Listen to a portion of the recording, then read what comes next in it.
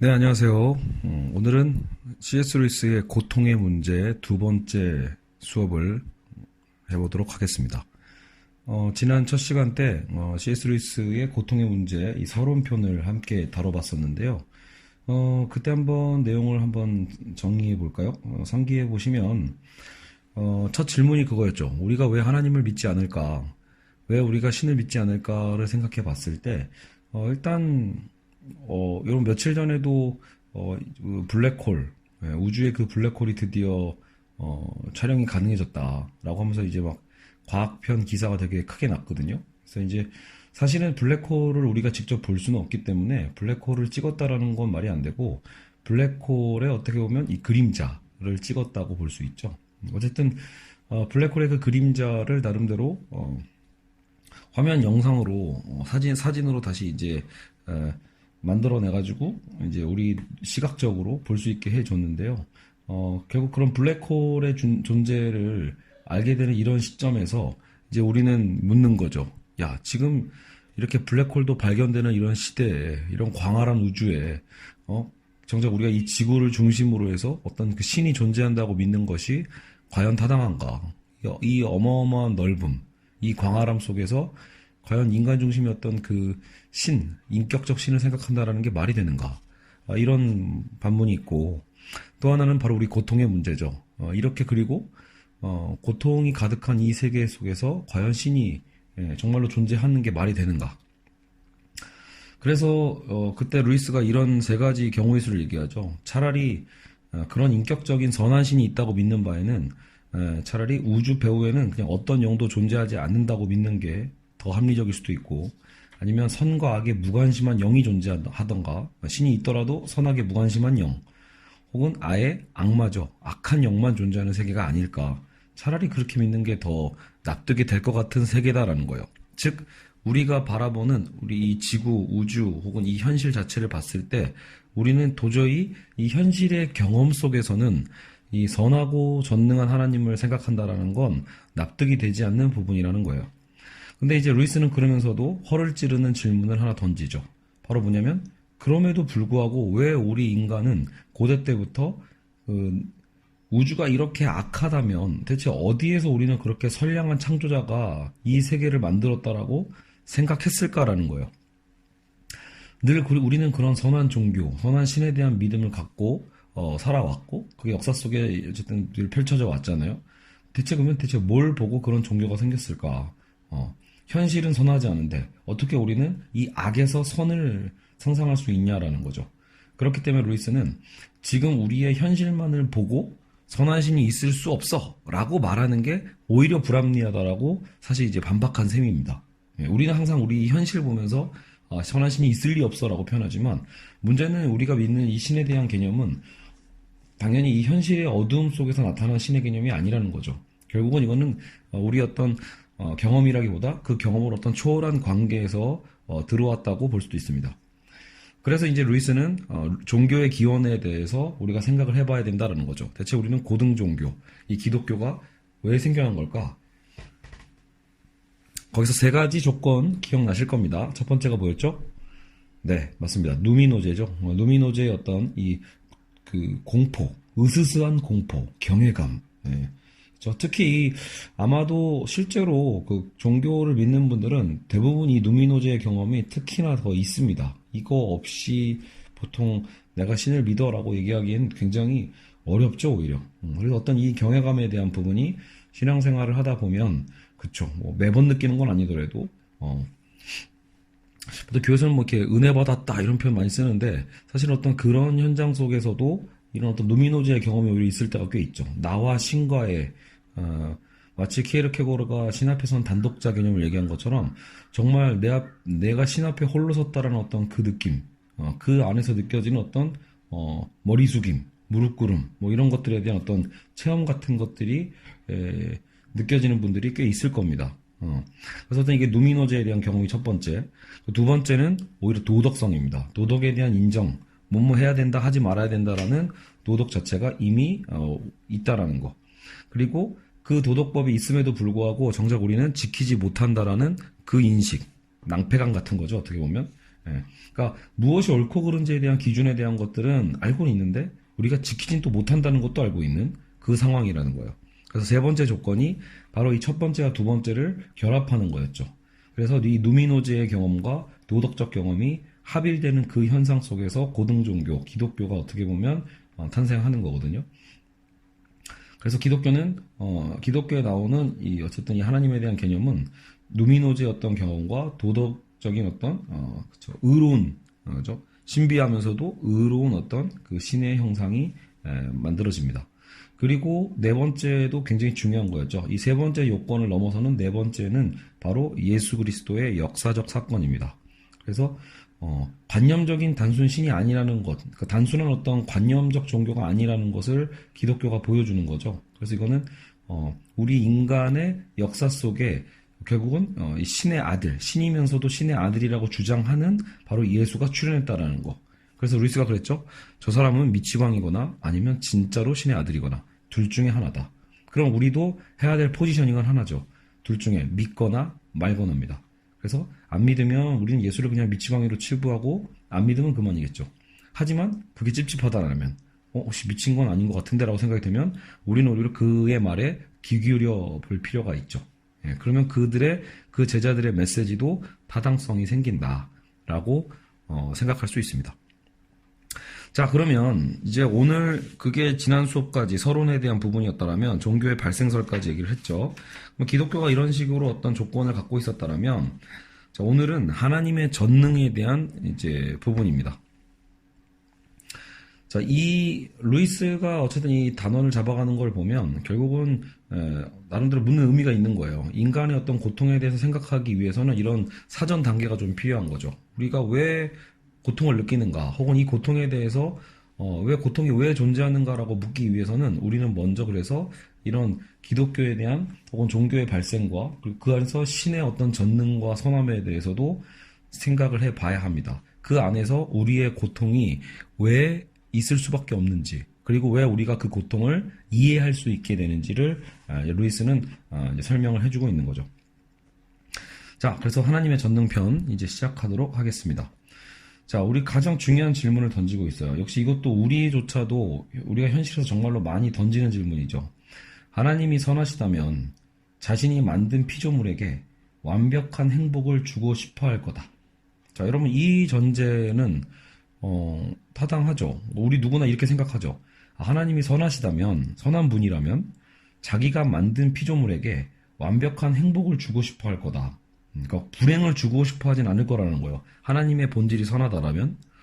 그리고 두 번째, 하나님이 전능하시면 그 소원대로 할 수 있을 것이다. 자, 정리됐나요? 자, 머릿속으로 다시 한번 정리해보죠. 하나님이 선하시다면, 본질적으로 선하시면 자신이 만든 피조물, 즉 우리죠. 우리를 완벽하게 행복을 주고 싶어 할 거고, 우리를 완벽하게 행복하게 해주고 싶어 하실 거라는 걸 우리는 충분히 논리적으로 도출할 수 있고요. 근데 또 하나님이 전능하시잖아요. 그럼 그 하나님이 전능하다면 말 그대로 그 소원대로 할 수 있는 능력도 있으시겠죠. 그런데 지금 우리 현실은 어때요? 정작 피조물들은 어때요? 여러분 행복합니까? 행복하지 않은 경우가 많죠. 그러니까 지금 피조물들은 근데 행복하지 않아. 자, 그러므로 하나님은 결국은 뭐예요? 전제가 틀린 게 되는 거죠. 하나님이 선하시면 우리에게 완벽한 행복을 주고 싶어 할 거고, 전능하시면 그 소원대로 할 수 있을 터인데 정작 지금 우리는 행복하지 않아. 그 얘기는 뭐다? 결국 하나님이 선하지 않거나 능력이 없거나 아니면 둘 다 없거나 선하지도 않고 능력도 없는 존재일 거라는 결과가 도출된다라는 거죠. 이게 어쨌든 이런 논리적인 3단 논법으로 보면 정말로 그럼 우리가 믿고 있는 혹은 기독교의 신이라는 존재는 허구겠구나라는 어떤 생각에 다다를 수 있습니다.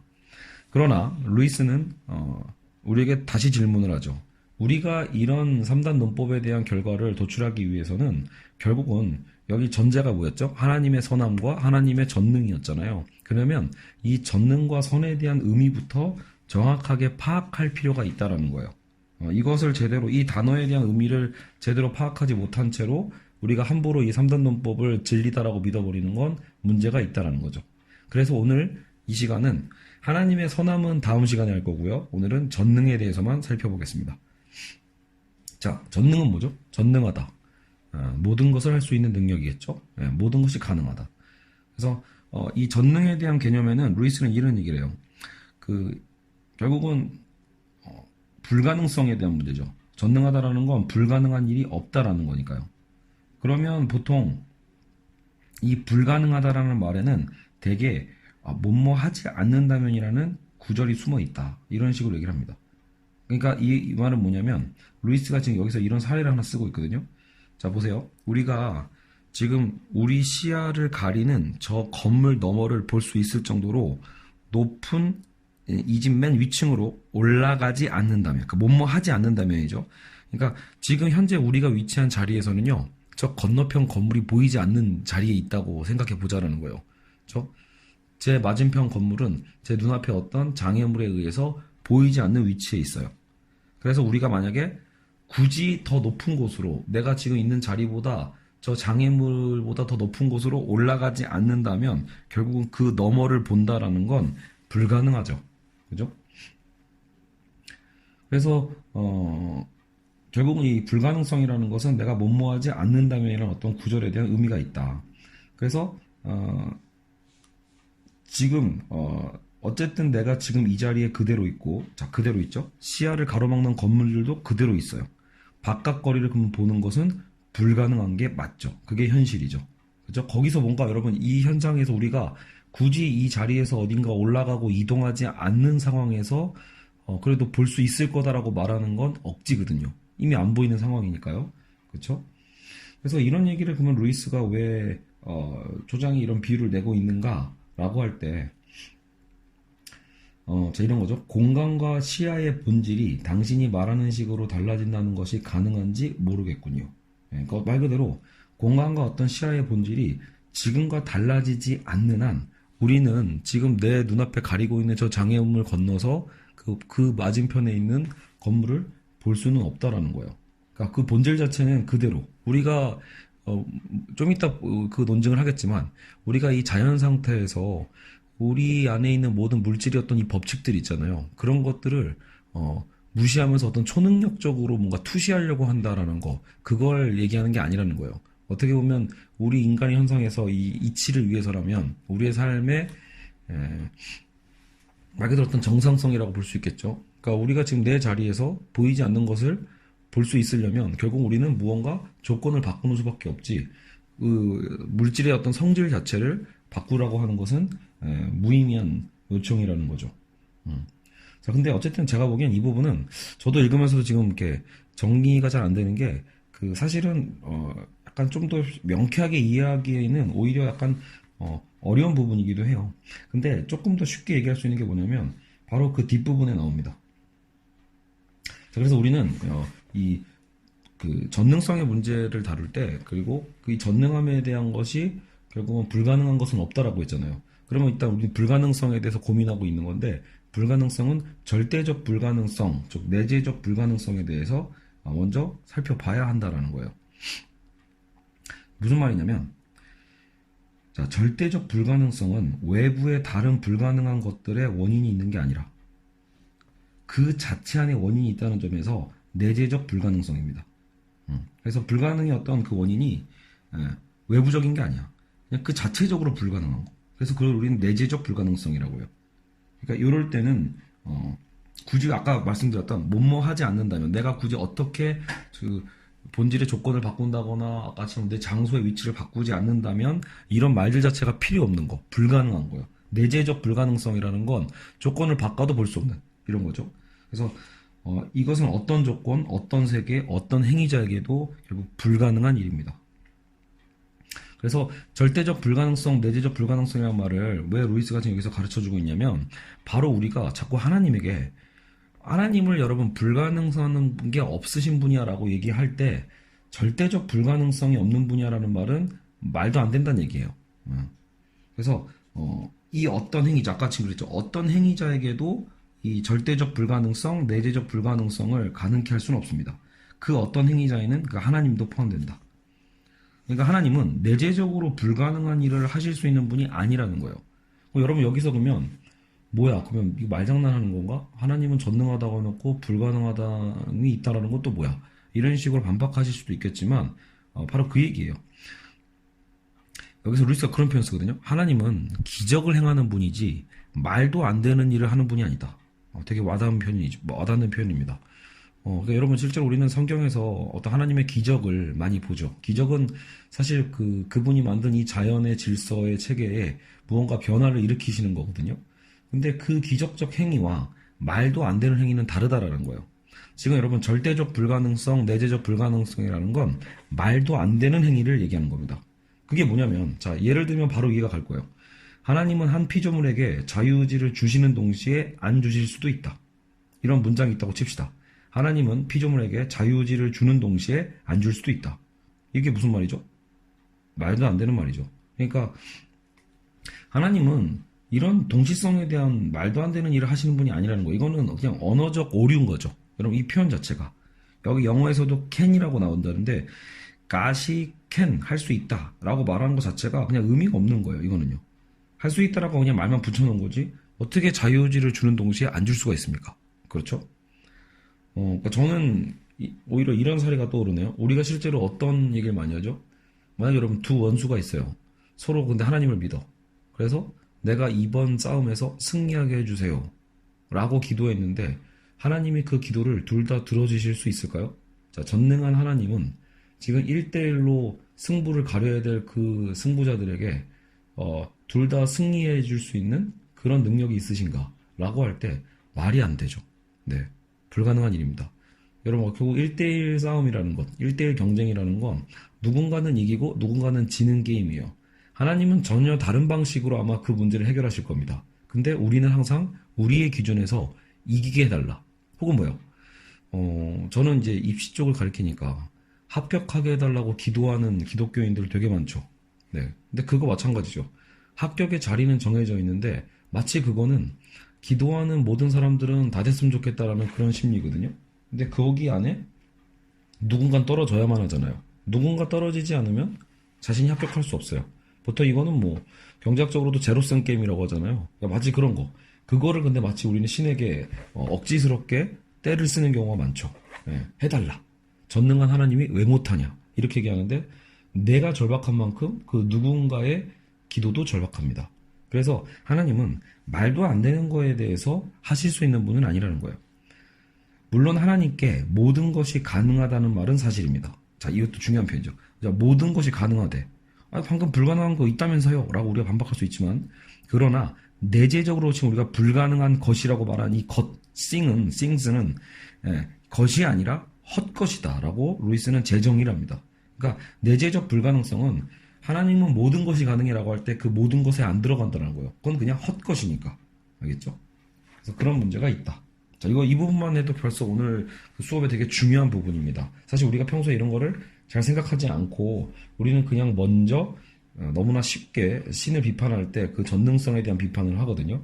전능한 하나님이라면 이걸 왜 못하냐 이런 식으로 많이 하는데 사실 우리가 이걸이라고 하는 그 이걸이 대부분이 내재적 불가능성, 절대적 불가능성의 일들, 헛것인 일일 경우가 많다라는 거죠. 그러니까 우리가 스스로가 말도 안 되는 모순으로 때를 쓰는 경우가 많은 셈입니다.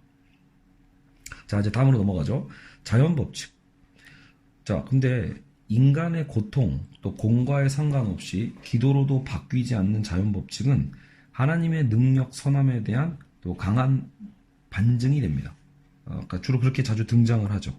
자, 그러니까 여러분 그 자연의 법칙이 있잖아요. 우리가 알고 있는 그 과학의 법칙처럼 이 기도로도 바뀌지 않는 저 가차없는 자연 법칙은 하나님의 능력과 선함의 강력한 반증을 제공하는 것처럼 보인다.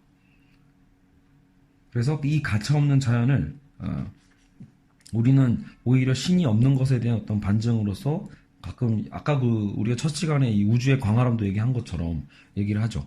그러나 루이스가 지금 논증하는 건 뭐냐면 근데 문제는 저렇게 가차없는 자연이 있어야만 한다라는 거예요. 정말 저 가차없는 자연을 창조하지 않으셨다라면 정작 자유의지를 가진 자유의지를 가진 영혼들의 사회를 창조할 수가 없다라는 거죠. 어떻게 보면 우리 인간의 이 사회를 창조하기 위한 필연적인 조건이기도 하다라는 거예요. 그래서 저 자연법칙을 오히려 창조의 어떤 근거로서 루이스는 변증을 하고 있습니다. 자, 그러면서 루이스가 차근차근 얘기를 하고 있으니까 이거는 이제 좀 따라가 보죠. 자, 일단 자의식에 대한 얘기를 해요. 피조물의 자아인식은 결국은 타자와의 대조를 전제로서 생겨나죠. 그렇죠, 여러분? 우리의 의식은 타자가 있어야 됩니다. 타자와의 대조로서 자의식이 생긴다. 즉, 나 자신이라는 건 환경과 사회에 비춰볼 때 드러나는 거지, 환경, 사회, 타자가 없이 내가 드러날 수는 없습니다. 나는 오롯이 다른 인격체적인 타자가 있어야 되고, 또 사회적 환경이 있을 때 드러납니다. 여러분, 삼위일체 교리 아시죠? 성부와 성자와 성령, 하나님과 예수와 성령. 삼위일체 교리를 통해서 하나님의 존재 안에 우리는 사회성을 이미 읽을 수 있습니다. 오히려 이제 그 기독교를 믿지 않는 분들은 이 삼위일체 교리야말로 정말 엉망이고 억지다라고도 보시는 분이 있어요. 이것도 되게 모순적으로 보이니까요. 그러나 이 삼위일체 교리가 중요한 이유는 결국 그래야 하나님의 존재 안에 사회성이 먼저 존재했어야 선행적으로 그래야 우리 인간의 사회성에 대한 것들도 우리는 타당성을 읽어낼 수 있거든요.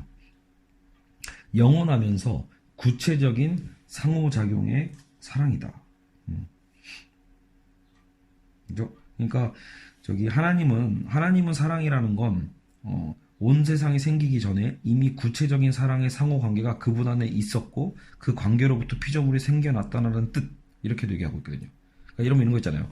여기서도 플라톤과 비유를 하고 있는데, 보통 플라톤의 어떤 이런 그 형이상학적인 관념적인 어떤 사랑에 대한 개념은 사실 아무 의미가 없거든요. 근데 지금 우리가 기독교에서 말하는 사랑이라는 건 그래도 굉장히 근거가 있다라는 거예요. 왜냐하면 삼위일체 교리가 맞다라면, 왜냐하면 신은 태초부터 셋이 있었던 셈이잖아요. 하나이자 셋인 존재였기 때문에 그 동시성 속에서 어찌 보면 우리는 그 사회성을 발견할 수 있게 되는 거죠. 그러니까 그 사회성 안에서 우리는 사랑의 가능성이 이미 내재되어 있는 겁니다. 자, 그래서 피조물의 자유란 선택의 자유를 얘기하죠. 그죠? 그리고 피조물의 어떤 자유를 위해서라면 우리는 뭐가 필요하죠? 선택의 자유를 필요해선 대상들이 존재해야 된다. 대상이 있어야 선택을 하니까요. 피조물에게 환경이 없다라는 건 선택의 여지도 없어지는 겁니다. 그래서 우리는 선택의 대상이 있어야만 한다. 자유도 마찬가지죠. 자유도 자신의 자아 외에 다른 자아의 존재를 필요로 합니다. 내가 자유로우려면 말 그대로 내 자아 외에 다른 자아의 존재가 있을 때 내 자유도 의미가 있죠. 그래서 이 자의식과 어쨌든 이 자유의 최소한의 조건은 피조물이 하나님을 이해하며 그 결과 스스로 하나님과 구별되는 존재임을 깨닫는 거다. 다시 한번 볼까요? 우리의 자의식과 자유를 가능케 하는 최소한의 조건은 피조물이 우리가 하나님을 이해하며 그리고 그 결과 스스로 하나님과 구별되는 존재임을 깨달아야 된다.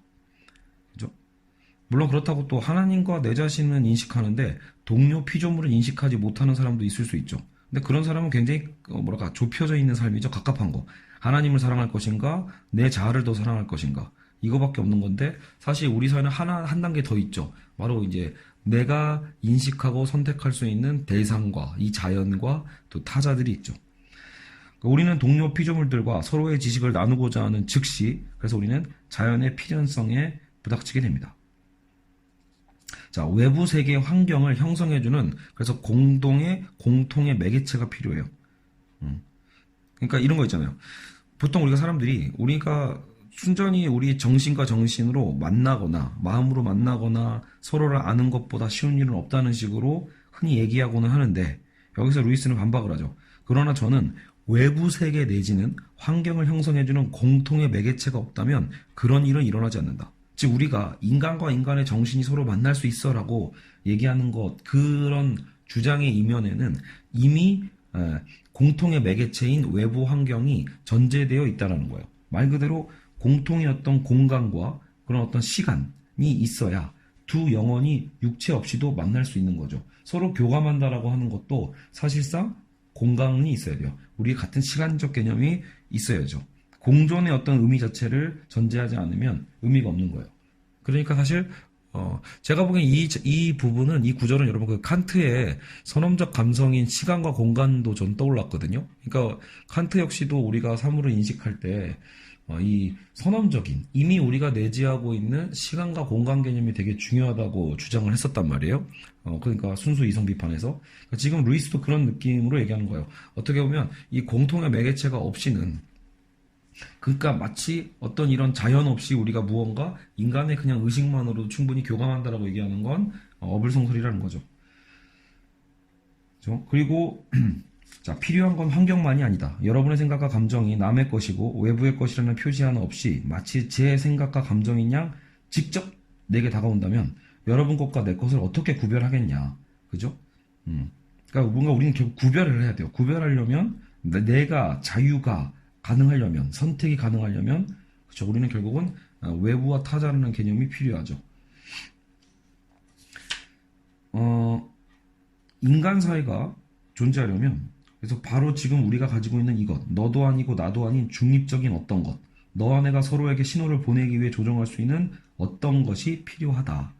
그래서 계속 지금 여러분 그 같은 얘기를 하고 있는 거예요. 그렇죠? 지금 처음에 질문이 뭐였죠? 왜 이렇게 공과에 의해서 움직이지도 않고 철저한 법칙에 움직이는 이 자연이 오히려 신이 없는 것, 하나님이 없는 것에 대한 반증 아니냐라고 했지만 우리는 지금 이 자연이 꼭 필요하다는 거 그리고 이 자연과 혹은 외부의 어떤 타자가 꼭 필요하다라는 것을 우리는 지금 얘기하고 있습니다. 그래서 내가 너에게 신호를 보낼 때도 어때요? 결국은 어떤 매개체가 또 필요하죠. 인간 사회가 존재하려면 중립적인 어떤 것이 필요하다. 여러분 우리가 말과 대화가 가능하게 된 이유도요. 결국은 공기의 음파를 일으키는 거잖아요. 그쵸? 그러니까 공기, 음파, 물질 때문에 내부와 외부를 우리는 가질 수 있는 거예요. 물질. 그쵸? 우리가 물질이 없으면 결국 우리는 어떤 외부도 가질 수 없게 된다. 그렇죠? 사회는 구성원들이 만나는 공동의 장이죠. 그러니까 기본적으로 우리가 말하는 사회라는 건 세상을 내포하고 있는 거예요. 그러니까 여기서도 이런 얘기를 해요. 그리스도인들이 보통 믿는 바대로 천사들의 사회가 있다라면 거기에도 분명히 그러한 세계 내지는 또 장이 있을 거다. 이렇게요. 그래서 여기서 이제 중요한 개념이 한번 등장합니다. 자, 우리가 지금까지 얘기한 건 결국 우리가 이 세계에 대한 인간의 어떤 자유가 가능해지려면 사실 이 자연에 대한 법칙, 자연은 꼭 존재해야만 하고 그리고 어떤 우리가 외계적인 이 자연과 물질은 꼭 있어야만 한다. 사실 이거거든요. 이 간단한 얘기를 하고 있는 건데 그러면 그래서 루시가 중요한 조건을 또 내걸어요. 그런데 세상이 물질이 중립적이려면 중립적이어야 돼. 이 물질이 만약에 누구 편을 들어주면 골치 아파지는 거거든요. 중립적이려면 본질의 변화가 없어야 된다. 자, 본질의 변화가 없어야 된다. 이 얘기가 우리의 이 고통의 문제의 질문과 무슨 상관일까라고 할 때, 자, 보세요. 여러분, 만약에 세상 내지 이런 물질 체계 안에 살고 있는 존재가 단 하나뿐이야. 예를 들어, 나밖에 없다고 봅시다. 그리고 매 순간 그 존재의 요구만 들어줄 수도, 있다고 생각해 보자라는 거예요. 그러니까 만약에 나 한 사람의 변덕에 따라서 왔다 갔다 하는 세상에 여러분이, 즉 제3자죠. 다른 사람들이 들어와서 같이 살게 되면 결국 어떤 행동도 할 수 없을 것이고 그리고 우리는 이 다시 새로 들어온 사람들은 어떤 자유의지도 행사할 수 없게 되겠죠. 이해하셨나요? 그러니까 여러분 물질이라는 본질이 변화가 없고 자기의 특성 그대로 딱 유지되고 있어야지 그 본질이 만약에 여러분 저한테만 맞춘다고 칩시다. 그 물질의 본질이 나한테 맞춰주면 나는 편하겠죠 물론. 하지만 내가 편하다는 얘기는 뭐예요? 다른 이에게는 자유를 빼앗는 행위가 될 수밖에 없다는 거예요. 여기서 사례를 하나 들고 있어요. 혹시 우리가 이해를 못할까봐. 여러분 불을 생각해 보세요. 불의 본질이 항상 일정해야죠. 여러분 불의 본질이 항상 일정해야지. 그러니까 예를 들어 거리를 두면 따뜻한 정도지만 우리가 불에 가까우면 화상을 당하죠. 이 위험하다라는 이 불의 본질. 거리를 둘 때 정도는 따뜻해서 좋지만 가까우면 위험해지는 거. 이 특성 자체는 본질이 변화가 없어야 되는 거예요. 이런 불의 본질이 나 하나 때문에 나에게 맞춰서 막 마음대로 움직인다라는 건 사실상 다른 사람들의 생존을 위협하는 거고 살 수 없게 만드는 것과 다를 바가 없죠. 설령 완벽한 세상에 산다고 해도 고통을 감지하는 신경 섬유들이 전달하게 되어 있는 위험 신호는 여전히 우리에게 필요하다. 자, 이 얘기 갑자기 왜 나왔냐? 자, 보세요. 물질이 변함없는 성질을 가지고 있고 일관된 법칙을 따르고 있다면 물질의 모든 상태가 한 영혼의 요구에만 한결같이 잘 들어맞는다거나 그 영혼이 몸이라고 부르는 특정 물질의 집합체에만 한결같이 유리하게 작용하는 일은 일어날 수 없다. 불은 불 얘기를 그래서 제가 한 거죠. 어느 정도 거리를 두면 편안해지는 것처럼 가까이 가면 해치는 것처럼. 그렇기 때문에 우리는 완벽한 세상에서 우리가 산다라고 전제를 깔아도 결국은 고통을 감지하는 신경섬유는 있어야만 하는 거예요. 그게 우리 신경섬유도 물질이잖아요. 본질이죠. 그 신경섬유가 고장나면 안 되는 거예요. 그렇다면 어떤 세상에서도 이런 고통이라는 형태를 가진 악의 요소는 피할 수 없는 거냐라고 질문한다면 루이스는 그래도 약간 그 얘기를 합니다. 우리가 죄와 고통 자체를 조금 구분할 필요는 있다는 거죠. 죄 자체는 아무리 작아도 측량할 수 없는 절대 악이에요. 죄는 그 자체가 악이다. 그러나 지금 우리가 지금 다루고 있는 건 죄를 다루고 있는 게 아니라 고통을 다루고 있잖아요. 고통이라는 형태를 가진 어떤 그 악의 요소는 정도에 따라 좌우된다. 무슨 말이냐면 일정 수준을 넘지 않는다면 두려움이나 분노를 일으키지 않는다. 예를 들어 아까 불 얘기 다시 들어가 보죠. 불을 쬐일 때 얼마나 거리를 둬야 하는지 알려주는 과정. 따뜻하다, 기분 좋을 만큼 뜨겁다, 너무 뜨겁다, 화끈화끈하다. 이런 이어지는 과정에 불만을 느끼는 사람은 없다라는 거예요. 그러니까 이 어떤 과정에 대한 얘기를 하고 있죠. 제 감각이 잘못되지 않았다면 화창한 날 산책하고 나서 잠자리에 들 때 다리에 느껴지는 가벼운 통증은 사실 유쾌하기까지 합니다. 이런 표현을 써요. 이건 루이스식의 어떤 이런 문학적인 표현이죠. 그러니까 실제로 그렇죠. 여러분 우리가 지금 문제는 뭐예요? 고통이 무조건 악은 아니라는 소리예요. 그러니까 제 말 그대로 어느 정도는 고통은 사실 우리에게 유쾌하기까지 하다. 이런 얘기를 하고 있죠. 틀린 말 아니죠. 저도 어제 요즘 스페인 하숙하고 있잖아요. 그 차승원이랑 유해진 나오는.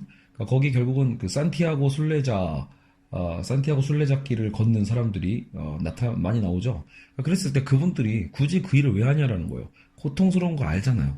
고통스러운 거 알지만 바로 그 약간의 고통은 오히려 우리에게 좋은 의미를 주기까지 한다라는 거예요. 그러니까 그 고통 그 자체가 악은 아니라는 거죠. 그냥 그건 정도에 달려 있다라는 거죠. 그렇죠? 자, 결국 어느 때건 무주의 물질이 우리 사회 모두에게 만족을 분배하는 건 결국 불가능하다. 그게 아까 우리가 처음에 다뤘던 내재적 불가능성이죠.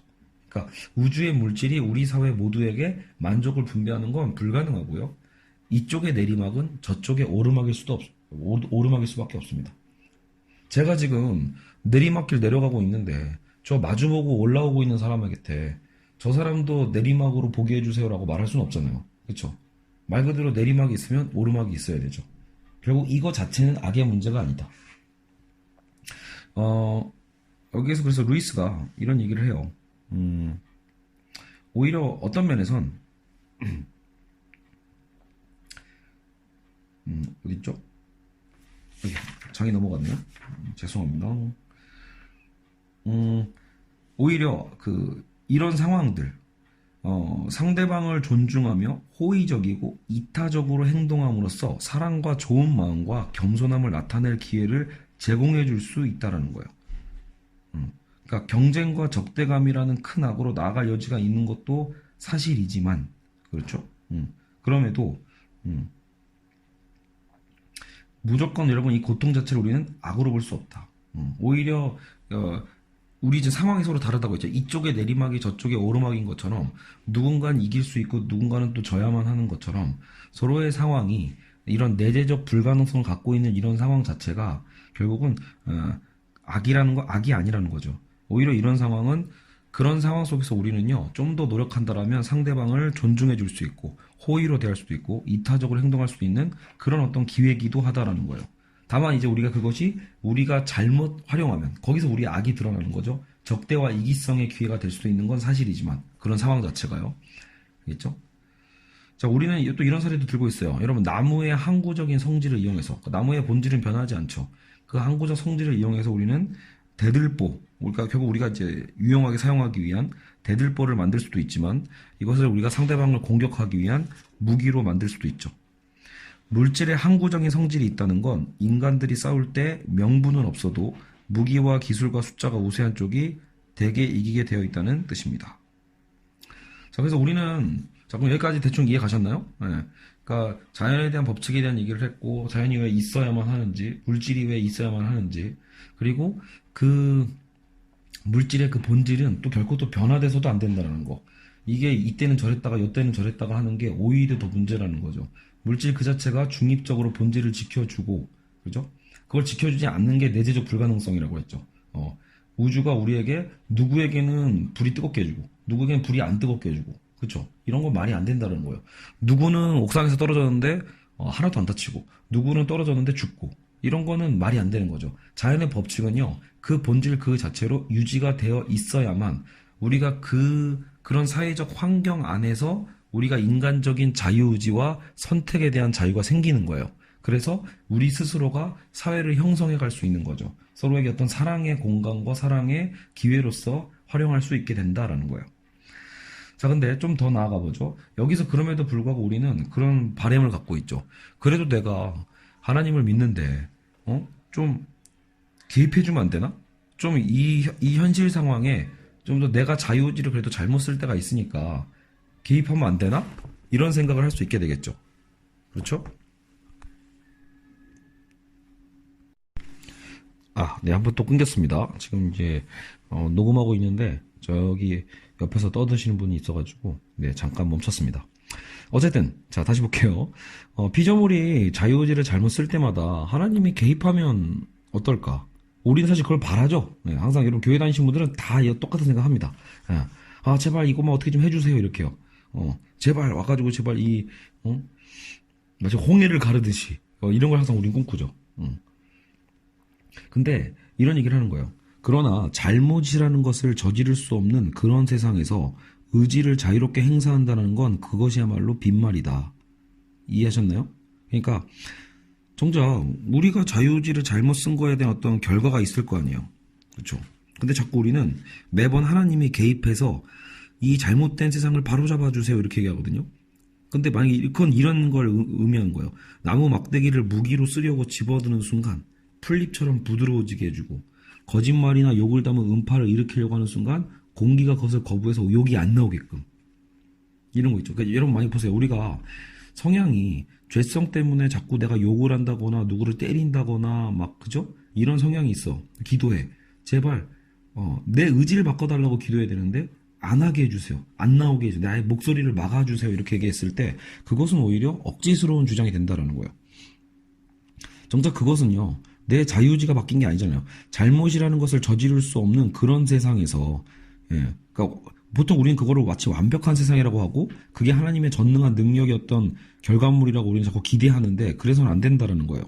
그런 완벽한 세상이라는 건, 우리가 기대하는 완벽한 세상은 사실상 뭐예요?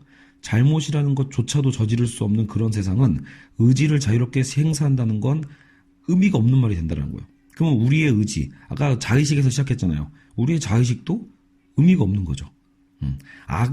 악한 생각의 가능성조차 사라지는 그 삶이 무슨 의미가 있겠냐라는 거예요. 그렇죠? 우리가 악한 생각을 하려고 할 때마다 대뇌 물질이 그런 일에 사용되기를 거부하는 거라면 대체 그게 무슨 의미가 있습니까? 나란 존재 자체가 무슨 의미가 있고 자유가 무슨 의미가 있습니까? 그죠? 자, 근데 물론 기적이 있음을 루이스도 인정하고 있어요. 사실 여러분, 루이스의 또 유명한 책이 있죠. 기적이라는 책이 있는데 나중에 그것도 이 고통의 문제가 끝나면 한번 다뤄보도록 한번 노력해 보겠습니다. 저도 기적 안 읽은 지 오래됐거든요. 여하튼 이 기적이라는 게 있긴 있다. 루이스도 인정해요. 왜냐면 우리가 성경에 있잖아요.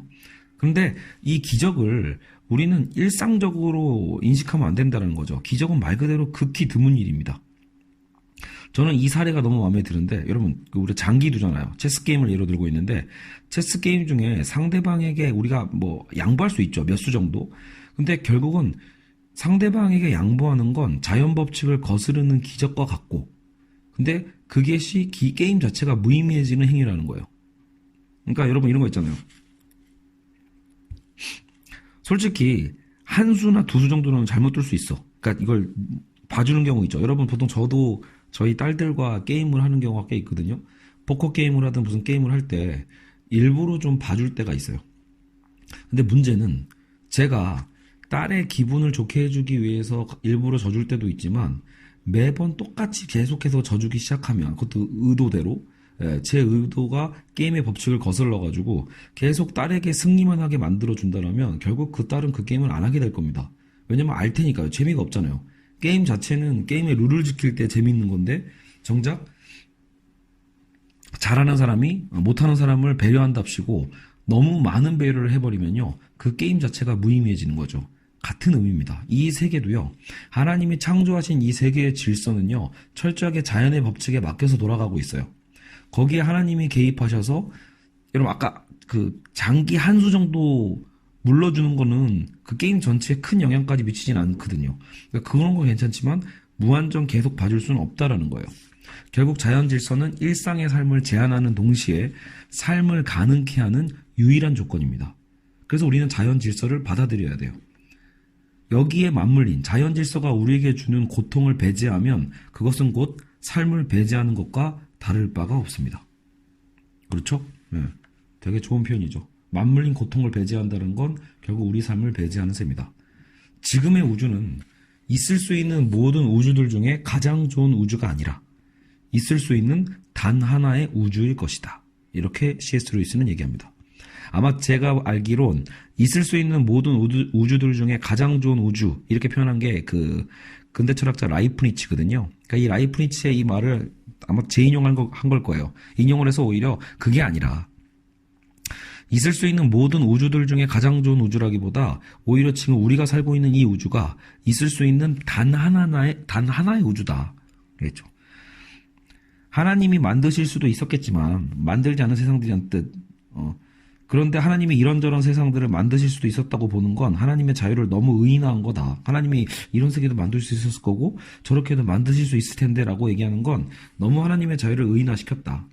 인간의 자유가 무엇을 의미하든 간에 하나님의 자유는 여러 대안 사이에서 마음을 정하지 못하고 있다가 막 하나님이 막 안절부절하다가 막 고른다는 의미로 생각하면 안 된다라는 거예요. 그건 너무 우리처럼 생각한 거죠. 우리가 막 뭐 먹을까, 짬뽕 먹을까, 짜장 먹을까 고민하다가 막 3개 만드는 게 아니라는 거예요. 완전한 선은 추구할 목적을 결정하기 위해 숙고할 필요가 없으며, 이 완전한 선은 결국 하나님을 얘기하는 거죠. 우리는 완전한 선이 아니니까. 완전한 선은 추구할 목적을 결정하기 위해 막 고민할 필요 없다는 거, 숙고할 필요가 없고, 완전한 지혜는 그 목적을 성취하는데 가장 알맞은 수단을 결정하기 위해 역시 숙고할 필요가 없다.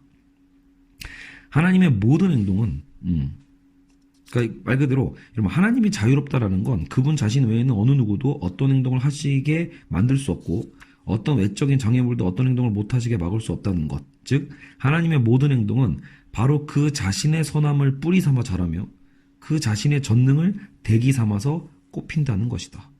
이렇게 얘기를 하고 있습니다. 자, 그래서 이제 우리는 하나님의 전능하심에 대해서 살펴봤습니다. 그러니까 루이스의 이 책들은요, 그 루이스의 논리를 좀 잘 끌고 가서 읽는 것도 좀 어려울 뿐더러 논리대로 끌고 가다 보면 근데 처음에 질문이 뭐였더라? 약간 이런 부분도 좀 있어요. 이건 이제 우리의 부족함이겠죠. 루이스는 그래도 이게 되게 친절하게 쓴 거거든요. 그래서 우리가 지금 하나님의 전능함에 대해서 물어봤어요. 우리는 질문을 했고 결국 거기에 있어서 우리는 대체 하나님이 전능하다면 왜 자꾸 이렇게 못하는 게 있고 안 되는 게 있냐, 내가 원하는 게 왜 안 되냐라고 했을 때 하나님은 오히려 우리의 자유를 위해서 이런 내재적 불가능성, 말도 안 되는 헛것에 대한 것을 당연히 하실 수 없다라는 거예요.